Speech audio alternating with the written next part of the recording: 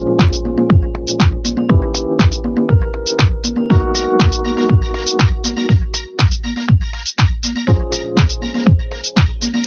evening and welcome to a special edition of The Drive at 5 on IntellectualRadio.com/iHeart radio station. I'm your host, Roman, and we have a great show planned for you today. We are breaking format today because of our guest. He is the son of former U.S. Senator Robert F. Kennedy and a member of the Kennedy family. He is an entrepreneur and now head of a construction company called Wolf Point. Please give a Drive at 5 welcome to running gubernatorial candidate Chris for the Democratic Party, Chris Kennedy. Welcome to The Drive. Thank you. Thank you for that nice introduction. What is your platform? You're running for governor, and a lot of people want to know, what is your platform? Why now?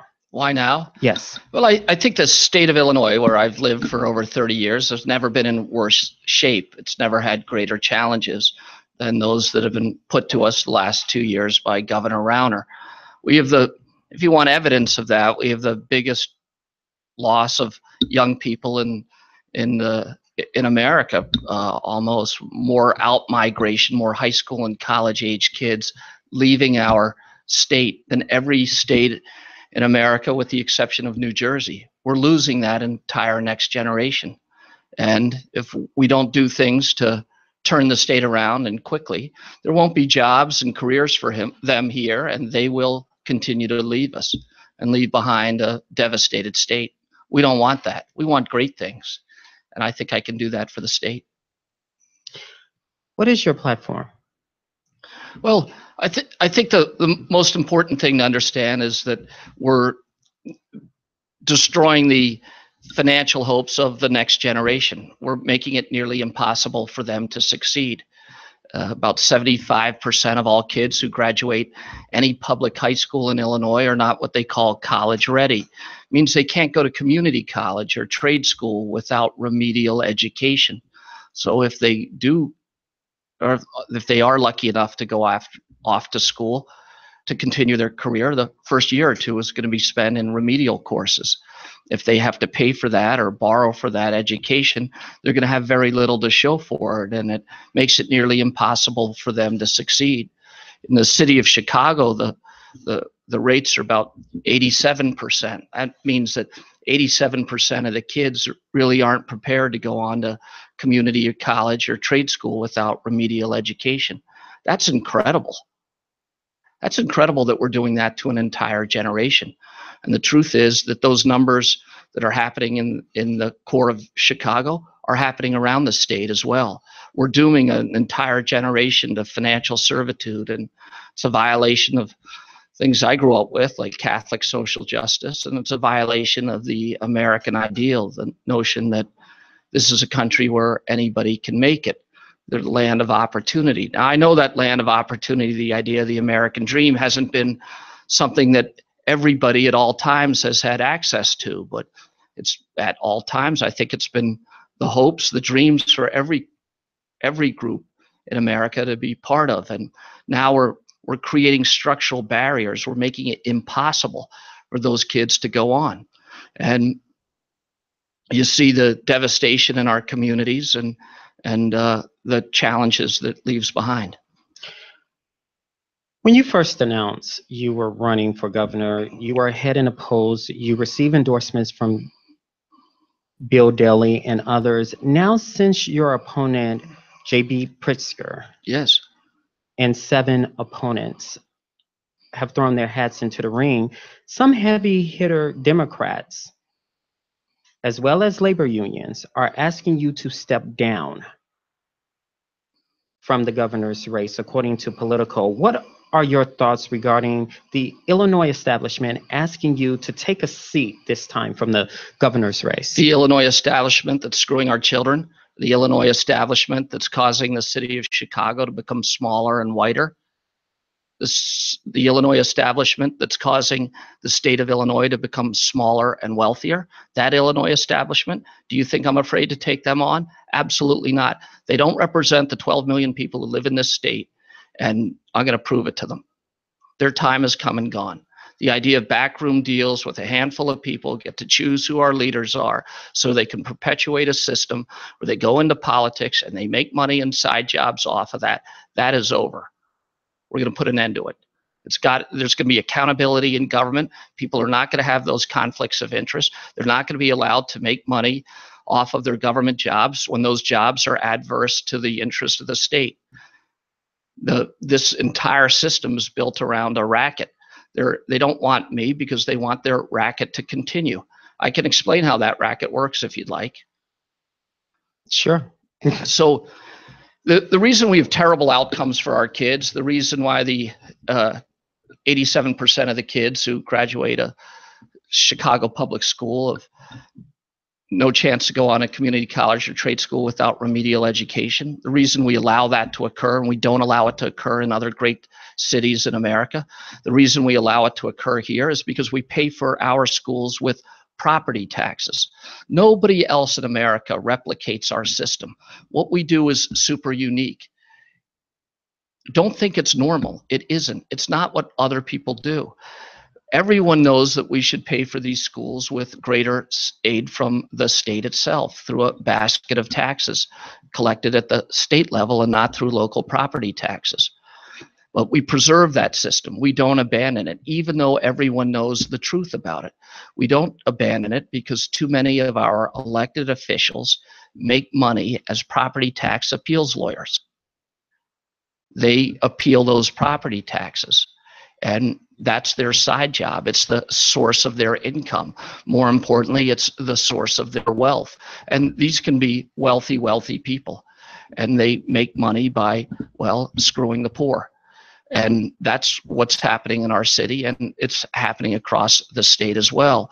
So if you're politically connected, if you're wealthy, you can hire one of these elected politicians, and they go to the assessor who they help get a job for, and the assessor magically reduces the price of your house or your commercial building.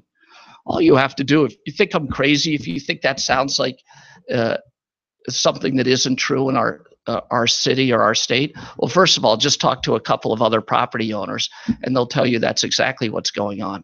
But if you want to have some fun, if you want to prove it out to yourself, all you have to do is, well, go on Zillow or the internet and find the last 20 houses that sold in your community, get the sales price and the address, then look at the assessor's website. Compare what the assessors assess that house for actual sales price. If you live in a community of color, almost always the assessor will have overassessed the last 20 houses. That's what's going on. If you're super wealthy, if you live in a very white and wealthy community, the chances are your house is under assessed. Because why is that? Because right now what's going on is the county assessor, at this point in time, they have these codes. The code is misappropriated some way, somehow. And code? Yeah, there's You mean like a computer code? Right, like a code. Everyone, you mean like there's a rule of law? Come on.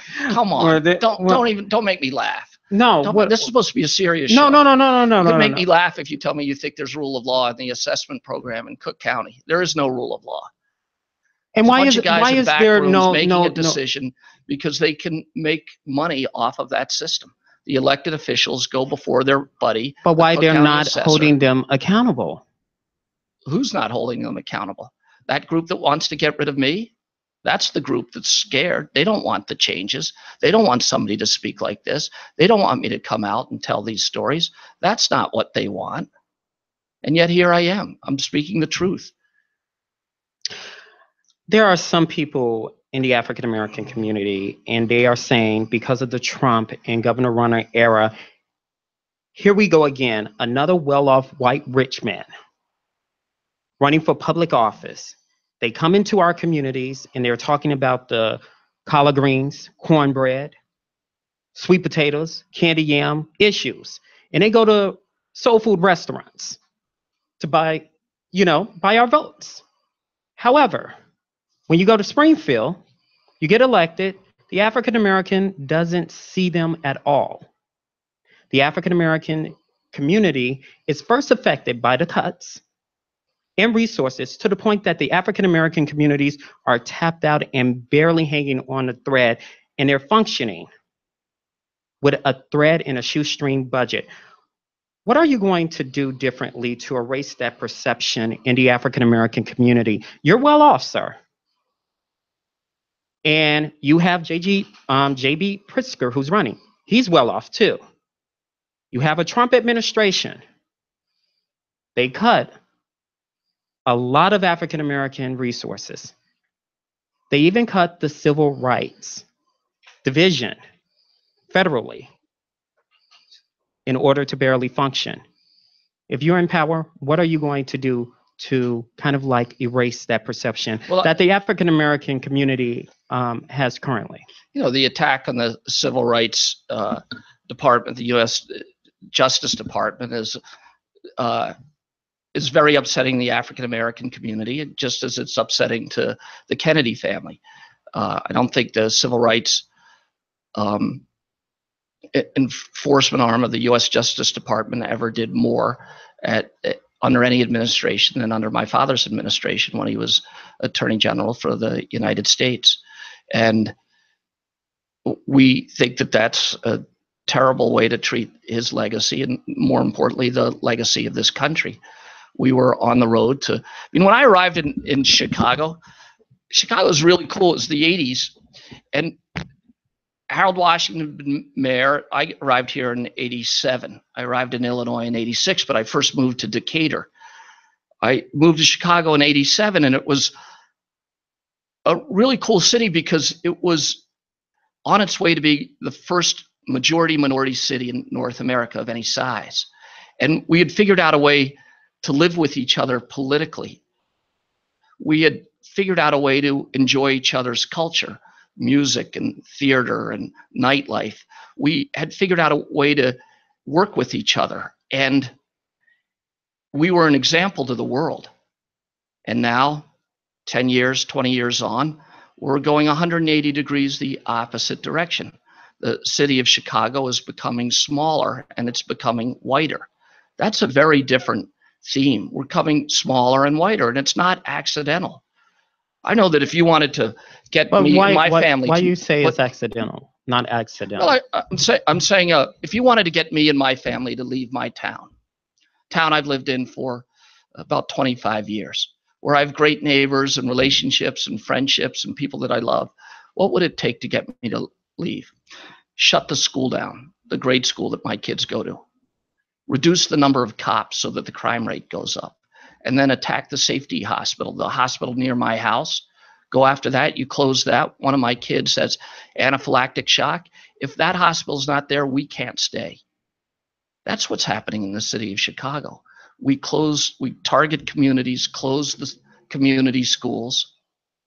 We allow crime rates to increase, and we threaten the safety net hospitals. So the people are forced to leave the city. We've 200,000 African Americans leave between 2000 and 2010. That exodus continues now.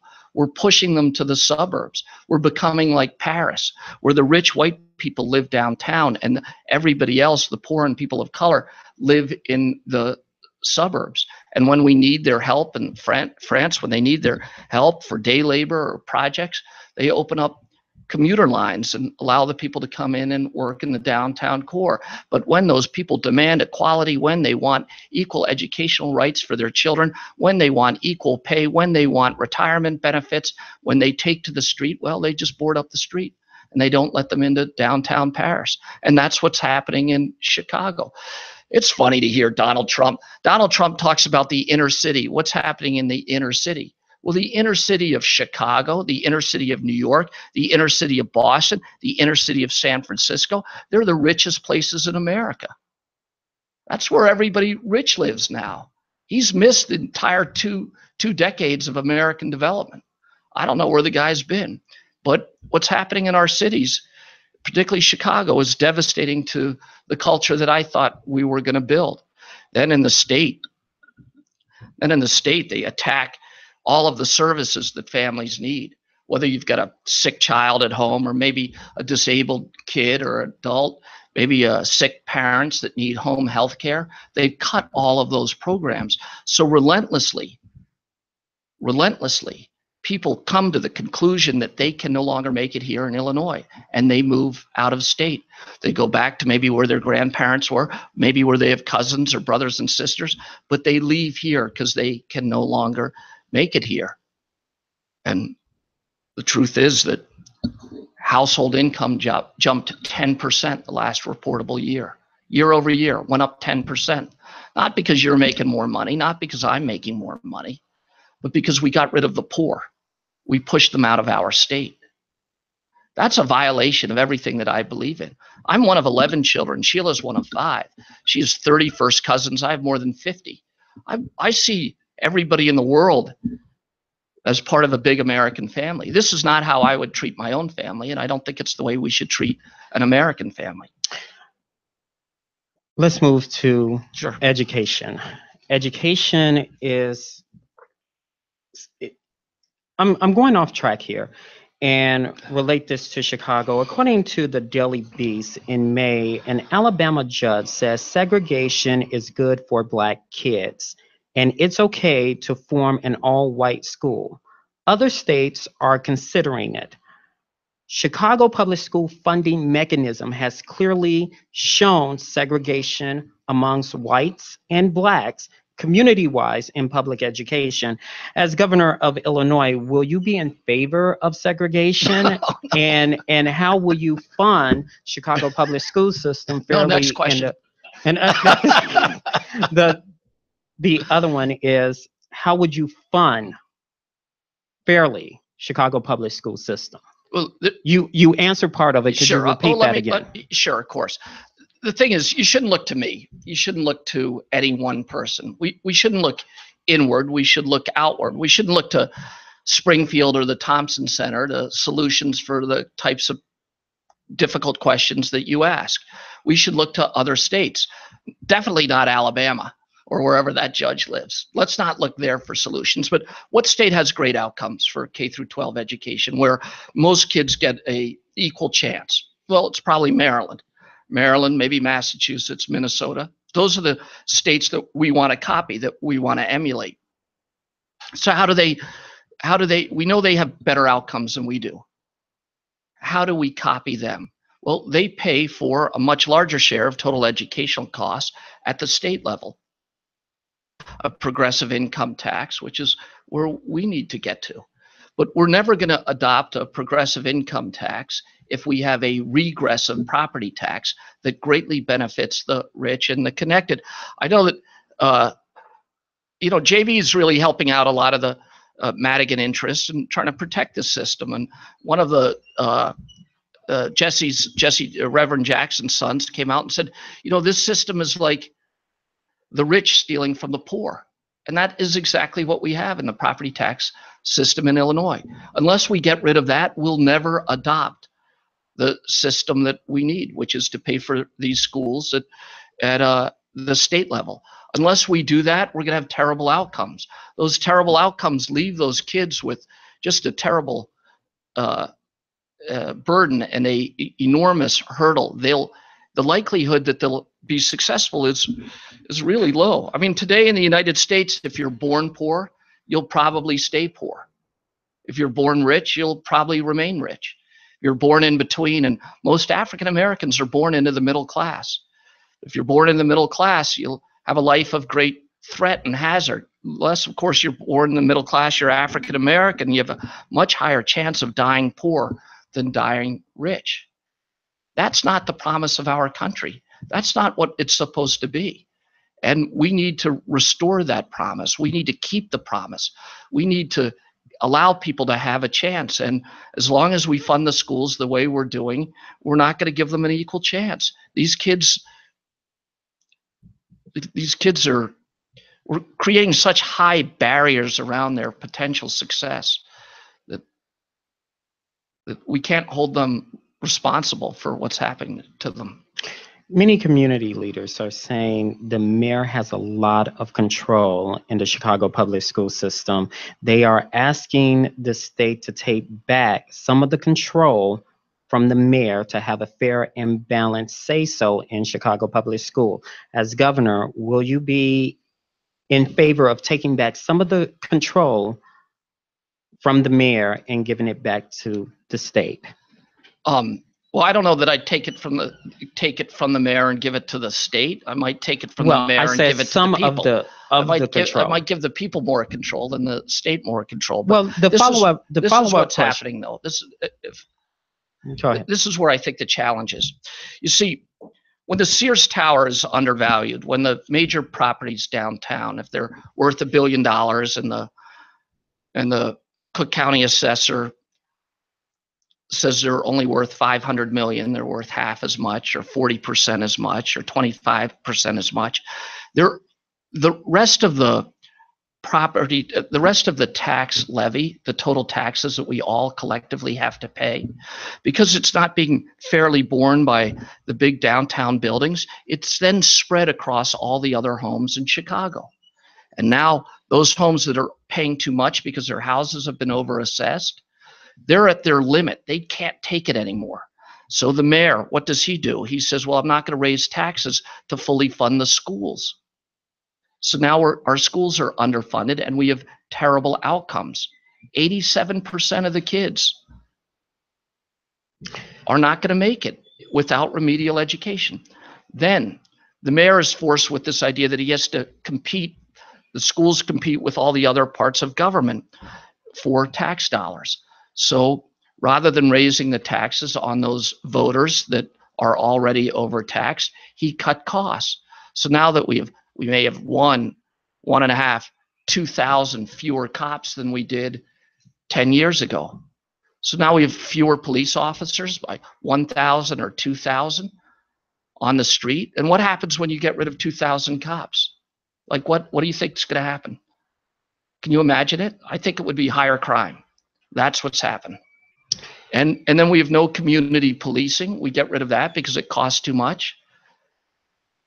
And then we can't attract and recruit young people from the very communities where we need community policing the most because we've so undereducated them in their grade schools and high schools. This is like a disaster.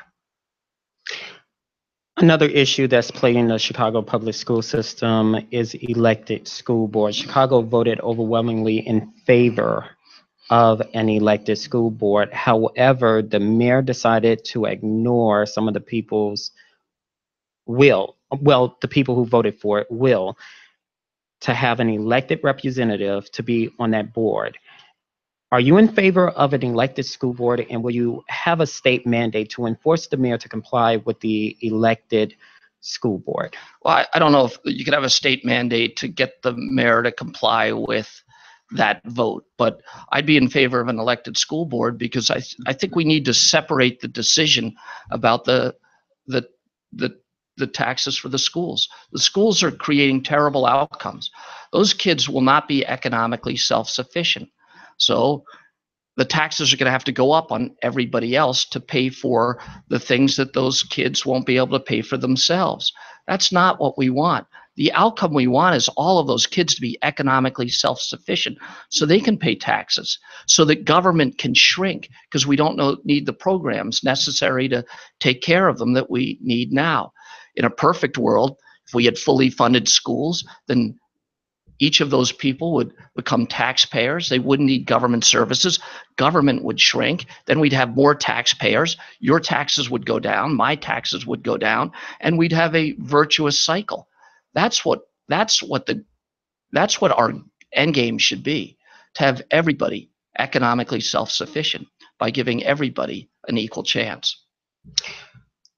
Community leaders are also, and leaders and teachers are very concerned about the funding mechanism between charter schools and Chicago public school system. Charter school does not have to follow the same guidelines as Chicago public schools. However, funding comes out of the Chicago public school system budget and goes to charter school. As governor, will you say, well, if you're taking money from Chicago public schools and receiving it, you have to follow the Chicago public school guidelines? And because some of the teachers are not unionized, The teachers are in charter schools are not unionized. And if they caught being unionized, they can easily get fired. If they sneeze hard, they can get fired. There's no accountability in charter schools. But however, they take Chicago public schools money. As a governor, would you set aside some requirements that say if you take our money from Chicago public schools, you must follow the requirements? Well, I'd say this. I don't think we should expand the charter school movement until we fix the charters that we have. In what way? Well, they need to perform, and all schools need to perform. I would say the issue around charter schools is like fighting over crumbs. That's not where the big issue is. I think we have enough. We ought to fix the ones that we have, and then we can make a decision about them in the future. But that's not what the fight is. The fight is about the fact that 87% of the kids in Chicago public schools graduate not college ready, unable to participate in the 21st century American economy. They're not going to be able to get jobs without remedial education, which is going to cost them a ton to get and take too long to achieve. We're making it nearly impossible for them to succeed. It's not that the charter schools are taking the money away. That's not the big issue. The big issue is that we rely on property tax to fund our schools, and nobody else does it exactly like we do it. We need to pay for these schools at the state level with income tax. That's the big fight. Don't get distracted by this other stuff. They're putting us off the scent. The big issue is that we're not funding our grade schools and high schools properly. That's the big issue. And the reason we don't do it is because too many of our elected officials make money on the side as property tax appeals lawyers. We should say, look, if you're an elected official, you shouldn't have a conflict of interest. Do you think that's a good idea? I'm putting that to you. You think we should say that to state reps and state senators? You shouldn't have an outside job that's a conflict of interest. Do you think that's like not a hard question? Oh, I thought that was rhetorical. No, I'm asking you. Well, actually, I have to stay neutral, sir, because I'm asking. Neutral. It's not a political. It's not a Republican or Democratic issue. Yeah. It's like you have to stay neutral on the basic question of our day, which is, should these elected officials be able to have a conflict of interest? Nobody should be neutral on that part in that question. No one should be neutral. You shouldn't be allowed to be neutral. You should be held to it. You should step up. You should say, yes, I agree to that basic accountability. We should do for the state reps and the state senators what we do for the congressmen and the senators. I am for banning people from having a conflict of interest. It's not that complicated. And the fact that people won't embrace that is so primitive. It's unbelievable. No other state acts like that. If you went to California or Massachusetts or Minnesota and asked anybody that question, they'd be like, yeah, those people shouldn't have conflicts of interest. They're taking our money for their salary. They're taking our tax dollars for their retirement benefits. They're taking our positions for prestige and glory. And if they're going to do those things, if they're going to take our taxes for their income, their taxes for their retirement, and our taxes for their prestige, then they should abide by a small and tiny requirement that they not have a conflict of interest in the work that they do. For timing's sake, I'm going to ask. Sorry. No. For timing's sake, I'm going to ask this last question, okay. And I'm going to ask our executive producer and also your staff over there that we're going to, after this last question, we're going to take a break, and Ria Ray is going to come. That you don't mind staying to an after drive 5 for a couple of minutes to ask a couple of questions on the Facebook Live side of it. You don't mind doing that? I'm good. Okay. One main issue people is special education in the African American community. Special education resources has been cut tremendously. However, there is a growing number of African Americans in the school system suffering from dyslexia and other forms of learning disability. You briefly touched on that. Again, no funding to assist in combating this problem. What are your thoughts? I have a big business background in many ways. So, I'm aware of what's happening in our economy. Let me say this. Today, we jam port cities from Rotterdam to Osaka with the products of our heartland, like corn and soybeans from Illinois. We dominate world markets from London to Tokyo with the products of our exchanges, like the Chicago Board of Options Exchange. And our companies like Baxter and others dominate world markets in healthcare and science. But the greatest export we ever sent the world, the best thing that we ever exported was Special Olympics.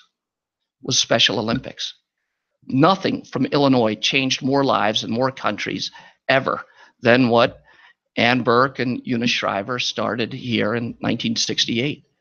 And that idea that we treat our disabled brothers and sisters, our family members with special needs, that we treat them equally, that we see in them the dignity, the slice of God that's present in each of us, and we take care of that, we nurture it, we treat it right. That should be how we brand ourselves. Today, the world thinks of us as the most violent city in the world.